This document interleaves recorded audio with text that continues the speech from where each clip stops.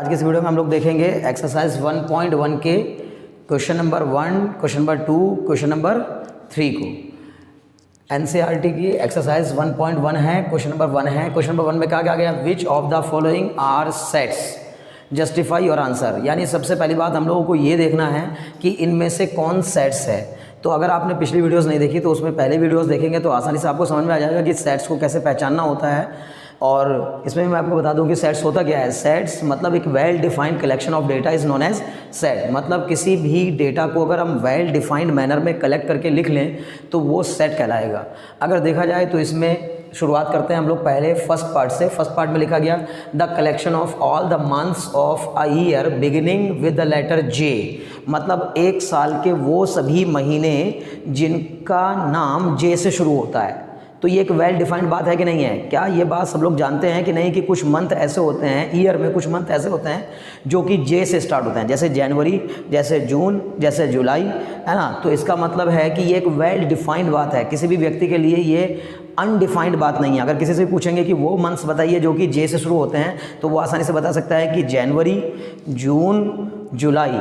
ठीक है, तो ये इस तरह के मंथ्स हैं। इसका मतलब ये एक सेट बनेगा जो कि क्या होगा, जैन, जून और जुलाई। और भी कोई मंथ है क्या ऐसा?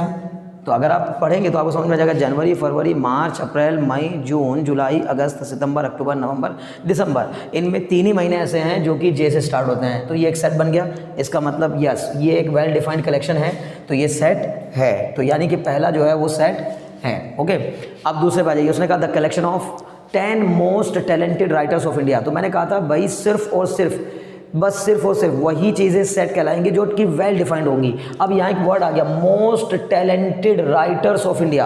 अरे 10 मोस्ट टैलेंटेड राइटर इंडिया के? नहीं, हम किसको कह सकते हैं कि वो मोस्ट टैलेंटेड है? अगर मेरे लिए कोई मोस्ट टैलेंटेड है तो किसी दूसरे के लिए कोई दूसरा मोस्ट टैलेंटेड है, ठीक है ना। तो इसका मतलब अगर मैं 10 मोस्ट टैलेंटेड राइटर की लिस्ट बनाऊंगा तो मैं कुछ और बनाऊंगा, आप कुछ और बनाएंगे और कोई तीसरा व्यक्ति कुछ और बनाएगा। इसका मतलब हर एक आदमी के लिए इसकी डेफिनेशन अलग अलग होगी। ये कोई वेल डिफाइंड बात नहीं है, इसलिए ये सेट नहीं है। केवल और केवल वो चीज़ें सेट में आती हैं जो कि वेल डिफाइंड कलेक्शन होता है।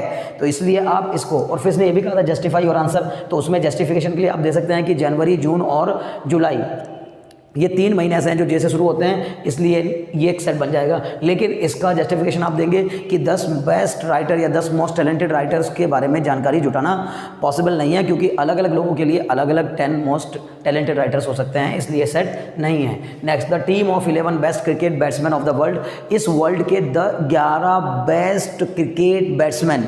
तो क्रिकेट के 11 बेस्ट बैट्समैन, अरे जैसे ही मैं बोलूँगा कि मेरी नज़र में ये 11 लोग बेस्ट हैं, तुरंत ही अपोज करने के लिए आप खड़े हो जाएंगे, बोलेंगे नहीं सर ये 11 बेस्ट नहीं है, ये सर ये 11 बेस्ट हैं। फिर कोई तीसरा व्यक्ति आपका अपोज करने के लिए खड़ा हो जाएगा, नहीं ये 11 बेस्ट नहीं है, ये 11 बेस्ट है। तो इसका मतलब कैसे डिसाइड करोगे कि कौन 11 बेस्ट हैं? इसलिए ये भी कोई एक वेल डिफाइंड बात नहीं है। So we can say this is not set, ये भी सेट नहीं है।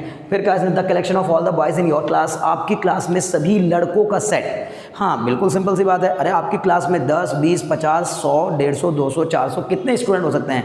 जो भी होंगे, चाहे 1000 भी हों, तो उनमें भी जो बॉयज़ हैं उनके नाम आसानी से लिखे जा सकते हैं, उनको ईजिली लिस्ट किया जा सकता है। उनकी एक वेल डिफाइंड बात है।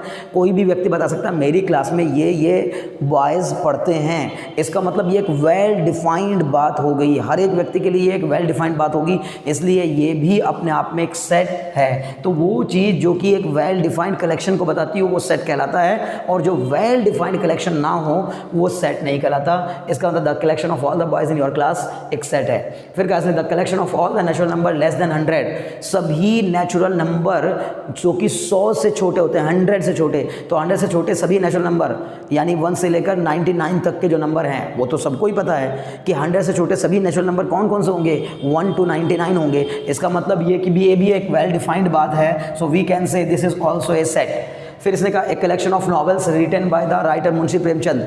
मुंशी प्रेमचंद ने जो राइट किए हैं, जो सारे नॉवेल्स लिखे हैं, वो नॉवेल्स का सेट, एक सेट होगा कि नहीं होगा?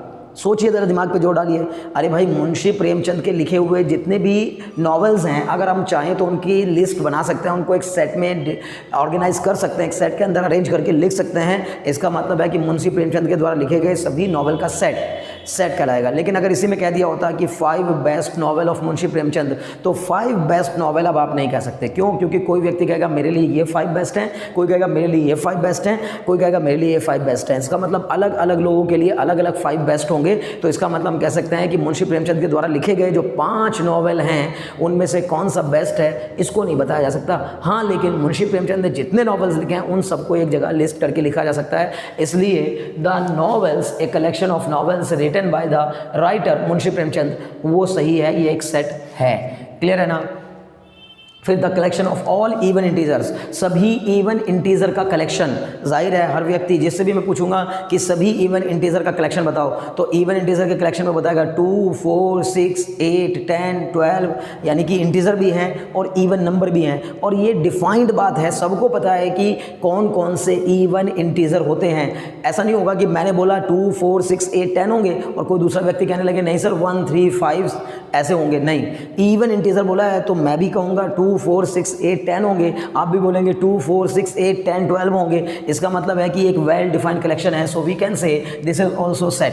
क्लियर? ये भी एक सेट है। फिर उसने कहा the collection of the question in the chapter, इस चैप्टर, इन दिस चैप्टर, ठीक है ना, इस चैप्टर में जो मौजूद क्वेश्चंस हैं उनका कलेक्शन। जाहिर है कि इस चैप्टर में 4 एग्जाम्पल, पहली एक्सरसाइज में 4 एग्जाम्पल हैं, पहली एक्सरसाइज में 6 क्वेश्चंस हैं। मतलब कुल मिला के पूरे चैप्टर में कितने क्वेश्चंस हैं, उनकी संख्या, उनके बारे में एक्सप्लेन किया जा सकता है। उनको जब भी कोई पूछेगा कि बताओ एनसीईआरटी के फर्स्ट चैप्टर में कितने क्वेश्चंस, तो सभी व्यक्ति वही बताएंगे, एक ही जवाब देंगे। इसका मतलब है कि सबके लिए एक ही जैसा आंसर आना, ये भी अपने आप में क्या है? सेट है। The collection of the questions in this chapter, this is also a set. फिर इसने कहा a collection of most dangerous animals in the world, world के most dangerous animals, 10 most dangerous animals. अब कोई कहने लगा sir 10 most dangerous animal, anaconda, कोई कहेगा सर टाइगर, कोई कहेगा सर लॉयन। अरे भाई ठीक है, मुझे पता है ये मोस्ट डेंजरस एनिमल्स हैं, ठीक है ना, लेकिन ये सब के सब मोस्ट डेंजरस एनिमल्स तुम्हें लग रहा है ना है, क्योंकि उनमें से तुम्हें किसी ने कोई हार्म नहीं पहुंचाया, लेकिन आप पहले से जानते हो कि ये डरावने हैं, बहुत खतरनाक है, इसलिए आप बोल रहे हो कि ये मोस्ट डेंजरस हैं। लेकिन नहीं, किसी किसी के लिए मोस्ट डेंजरस एक मच्छर भी हो सकता है। अगर किसी व्यक्ति को मच्छर काटने से किसी व्यक्ति मौत हो जाए तो उसके लिए तो डेंजरस मच्छर भी हो गया ना। लेकिन आप तो मच्छर के बारे में सोचेंगे भी नहीं कि मोस्ट डेंजरस मतलब कौन? मच्छर। नहीं, तो खतरनाक, यानी 10 मोस्ट डेंजरस एनिमल्स हर एक व्यक्ति के लिए अलग अलग हो सकते हैं। कोई किसी को सांप से बिल्कुल डर नहीं लगता, कुछ लोग सांपों के बीच में रहते हैं, और कुछ व्यक्तियों को सांप बहुत डेंजरस लगता है। तो इसलिए मोस्ट डेंजरस एनिमल्स की कोई एक वेल डिफाइंड कलेक्शन नहीं बन के आएगा। अगर मैं कहूँगा कि 10 मोस्ट डेंजरस एनिमल्स का एक कलेक्शन लिख के मुझे दिखाओ, तो आप कुछ और लिखेंगे, मैं कुछ और लिखूंगा, कोई और कुछ और लिखेगा। इसलिए ये भी सेट नहीं है। मुझे उम्मीद है कि आपको इतनी बात समझ में आ गई होगी, this is not a set. तो आपने पहले क्वेश्चंस में बड़ी आसानी से पहचान लिया कि कौन सेट है और कौन सेट नहीं है। अब इन 9 एग्जाम्पल के अलावा और भी बहुत से एग्जाम्पल्स हो सकते हैं, इसलिए आपको दिमाग बस इतना लगाना है कि कौन से सेट को मैं डिफाइन कर सकता हूं और किस सेट को डिफाइन नहीं कर सकता, या किस सेट का आंसर हर एक व्यक्ति के लिए एक ही होगा और किसके लिए अलग अलग होगा। एक सेट ऐसा है जिसके कई लोग कई आंसर दे रहे हैं, एक सेट ऐसा है जिसके कई लोग एक ही आंसर दे रहे हैं। तो जो सेट बताया गया है ऐसा, जिसमें कि ऐसा कलेक्शन जिसमें कि सबका एक ही आंसर आए, तो वो समझिए कि वो सेट है। और ऐसा कलेक्शन जिसमें कि अलग अलग लोगों के लिए वो चीज़ अलग अलग मायने रखती हो, तो वो समझ लीजिए कि वो सेट नहीं है। तो मुझे उम्मीद है कि पहला क्वेश्चन आपकी समझ में ईजिली आ गया होगा। चलिए क्वेश्चन नंबर 2 की तरफ बढ़ेंगे। और क्वेश्चन नंबर 2 है ना, अगर आप अपनी एनसीईआरटी खोल के बैठिए। अब जब भी आप क्लास करने के लिए बैठे हैं तो आराम से आप एनसीईआरटी किताब खोलिए, एक नोटबुक लीजिए, पेन लीजिए और रेडी होकर तसल्ली के साथ बहुत ध्यान से क्लास को करिए, ताकि आपको एक एक चीज़ क्लियर होती चली जाए। एक एक वर्ड, एक एक क्वेश्चन, एक एक एग्जाम्पल आपको समझ में आएगा और हर एक तरीके के क्वेश्चंस और एग्जाम्पल्स को हम लोग सॉल्व करेंगे। पहले ईजिली सभी एनसीईआरटी के क्वेश्चंस, फिर उसके बाद धीरे धीरे और अदर क्वेश्चंस भी, ठीक है। तो अब मज़ा आने वाला है, मैथ्स को पढ़ने में आप बिल्कुल भी बोरियत नहीं होगी, आपको मज़े लेना है, एंजॉय करना है, ठीक है। और स्टडी को जितना ज़्यादा एंजॉय करेंगे उतना ही आपके लिए बेनिफिशियल होगा। चलिए मैं पहले क्वेश्चन को यहाँ से मिटा देता हूँ और इसके लिए जगह बना लेता हूँ क्वेश्चन नंबर 2 के लिए। तो क्वेश्चन नंबर 2 को सॉल्व करेंगे और आपकी बुक में भी दिया गया है। क्वेश्चन नंबर 2 कहना चाहता है कि इन सभी ब्लैंक्स के अंदर आप क्या करिए, एक एक सिंबल इंसर्ट करिए और वो सिंबल दिया गया है क्या, देखिए क्वेश्चन पढ़ रहा हूं मैं।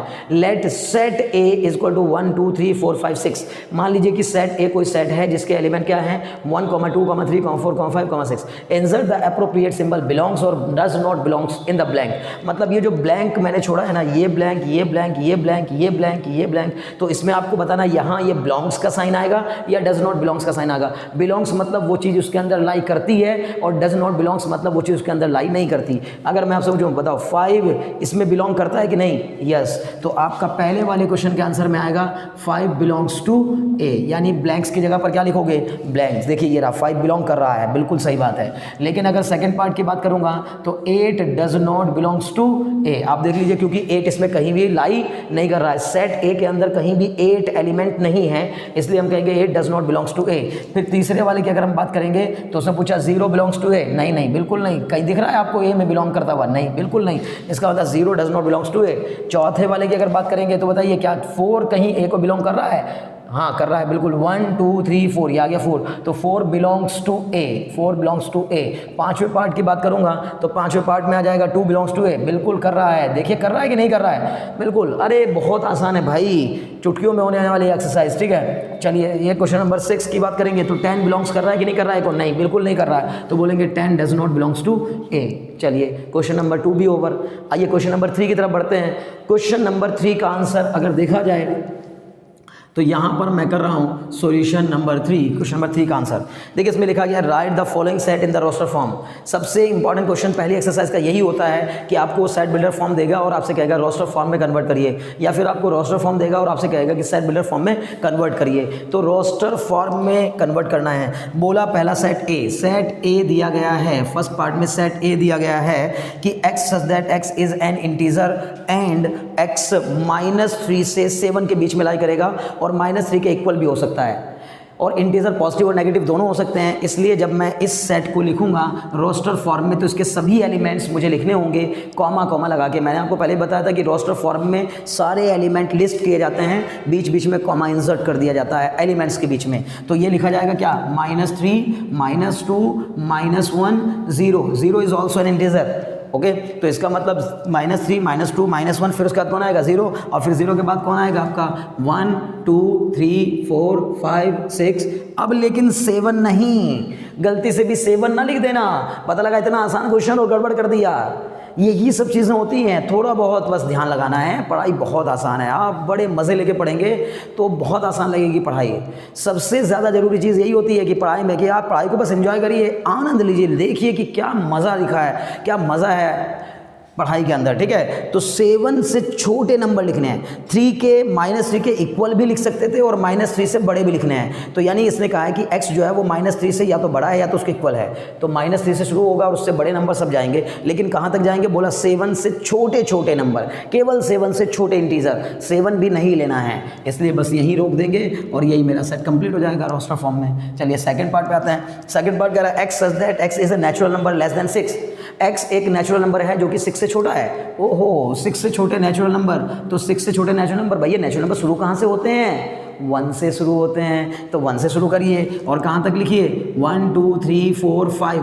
अरे 6 भी लिख दूँ क्या, नहीं लिखना है। बोला x such that x is a natural number less than 6, 6 से छोटे, इसका मतलब 6 भी नहीं लेना है, यही ख़त्म, ठीक। चलिए तीसरे की अगर बात करें, रोस्टर फॉर्म में लिखना है, तो तीसरे में कहा गया है x such that x is a 2 digit natural number such the sum of its digit is 18। उसकी डिजिट्स का सम 18 होना चाहिए। मतलब x such that x 2 digit natural number such that the sum of its digit is 18। वो सभी number लिखिए, वो सभी नेचुरल 2 डिजिट के वो सभी नेचुरल नंबर लिखिए जिनकी डिजिट का सम 18 आता हो।